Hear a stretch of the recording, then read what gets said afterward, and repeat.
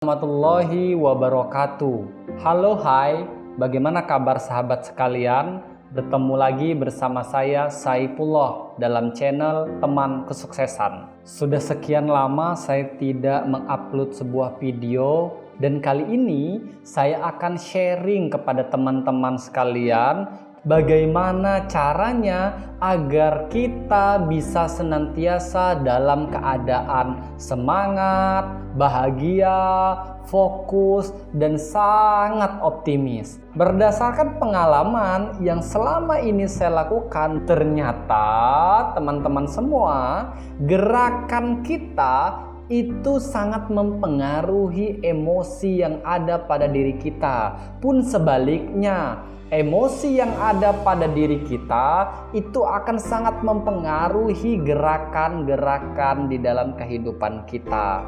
Oleh karenanya, teman-teman semua, salah satu faktor yang akan membuat kita senantiasa optimis, bahagia, dan ceria adalah kita senantiasa harus menjaga emosi yang ada pada tubuh kita agar emosi itu selalu semangat, selalu bahagia, dan selalu ceria.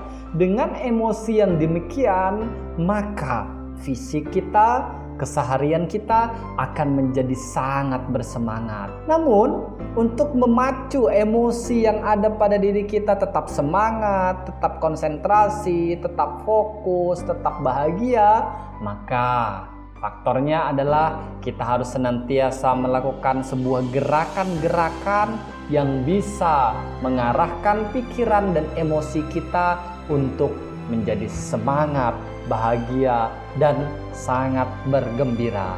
Nah, teman-teman semua, tahukah Anda bahwa ternyata rencana sama dengan bencana ketika Anda tidak memahami faktor-faktor di dalam perencanaan itu sendiri.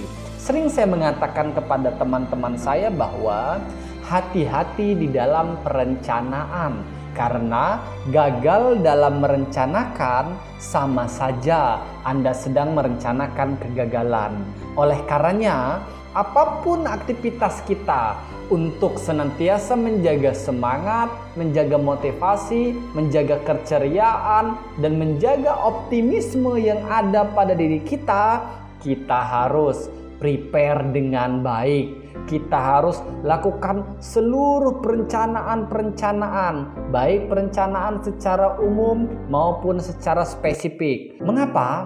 Agar hasilnya akan memukau, hasilnya akan menciptakan sesuatu yang kita harapkan, agar tidak menjadi bencana. Oleh karenanya, saya katakan ternyata bencana bisa jadi berawal dari rencana. Rencana yang kita atur tidak matang, tujuan yang kita atur tidak matang akan menyebabkan bencana terjadi pada diri kita. Jadi, ternyata untuk kita senantiasa bersemangat, optimis, bahagia, ceria, kita harus membuang 3 belenggu di dalam kehidupan kita. Seseorang yang punya banyak rencana, pengen melakukan A, B, C, bahkan hingga Z. Namun, dari banyaknya rencana yang dilakukan, tidak ada yang berjalan. Mengapa? Ternyata hal itu tidak berjalan karena Anda tidak mengubah atau tidak membuang belenggu-belenggu yang ada pada diri Anda. Apa sih belenggu itu? Sabar, kita akan bahas. Yang pertama, belenggu yang harus Anda buang di dalam kehidupan untuk menciptakan sebuah kesuksesan, menciptakan sebuah optimisme, menciptakan sebuah semangat, menciptakan sebuah kebahagiaan dan keceriaan adalah ketakutan terhadap seluruh apa yang akan terjadi, khususnya pada bab duniawi. Oke, apa maksudnya belenggu yang pertama ini? Ya, belenggu yang pertama adalah ketakutan. Sering sekali kita mengalami pengen melakukan A, pengen melakukan B. Sebagai contoh jelasnya adalah sering sekali kawan-kawan di lingkungan kita itu pengen mengatakan, saya pengen menjadi pengusaha, saya pengen menjadi orang sukses. Namun keadaan membuatnya tidak berjalan menuju ke arah kesuksesan.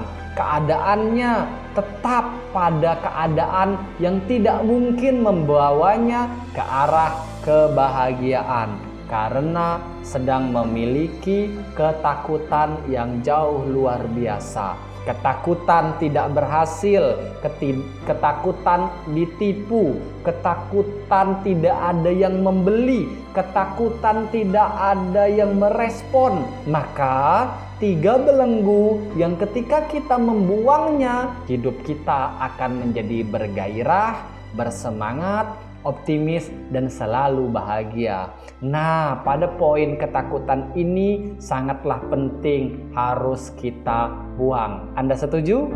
Nah, yang kedua adalah belenggu yang harus kita buang pada poin kedua adalah harapan. Bagaimana maksudnya, Mas Bro? Sabar, saya akan jelaskan satu persatu. Harapan yang dimaksud di sini adalah seringkali kita menyaksikan atau bahkan mengalami ketika kita ingin melakukan perencanaan, ketika kita ingin melakukan planning. Sebagai contoh yang pertama, kita pengen menjadi pengusaha. Tetapi di saat kita menyusun sebuah planning yang jelas, ketakutan kita mungkin banyak banget sehingga poin pertama harus kita buang. Namun ketika poin ketakutan, belenggu ketakutan itu sudah kita buang, poin kedua ini yaitu harapan-harapan tersebut harus kita buang. Sering sekali kita mengalami kegagalan karena kita selalu berharap pada A,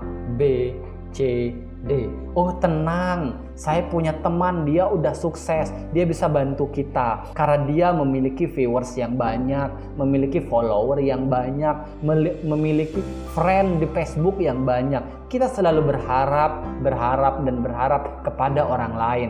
Dan mungkin bagi Anda yang orang tuanya sangat kaya raya, Anda pengen menjadi seorang pengusaha, namun Anda memiliki harapan-harapan kepada orang tua Anda. Saya katakan stop, karena itu belenggu besar yang membuat Anda tidak akan mengalami kebahagiaan, optimisme, keyakinan, dan kebahagiaan. Oleh karenanya, belenggu kedua ini harus Anda buang dan Anda hilangkan di dalam pikiran dan hati Anda. Hanya satu tempat kita berharap, yaitu Tuhan yang Maha Esa, Allah Subhanahu wa Ta'ala. Disitulah tempat kita meletakkan seluruh tumpuan harapan di muka bumi ini. Maka selanjutnya, belenggu yang ketiga yang harus kita buangkan agar kita menjadi semangat, menjadi bahagia, menjadi ceria, dan menjadi sangat optimis